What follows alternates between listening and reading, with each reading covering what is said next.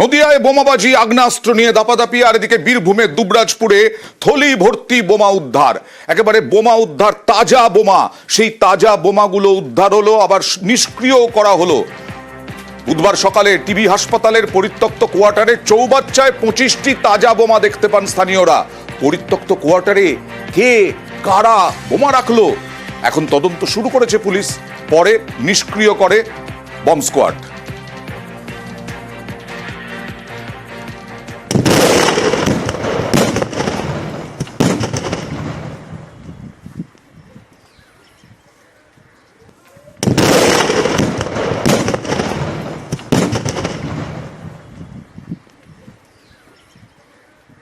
বোমা উদ্ধার, বেশ কয়েকটি তাজা বোমা উদ্ধার, আর তারপরেই বোমাগুলি নিষ্ক্রিয় করা হয়। কে রাখলো, কেন রাখলো, কারা রাখলো, প্রশ্ন।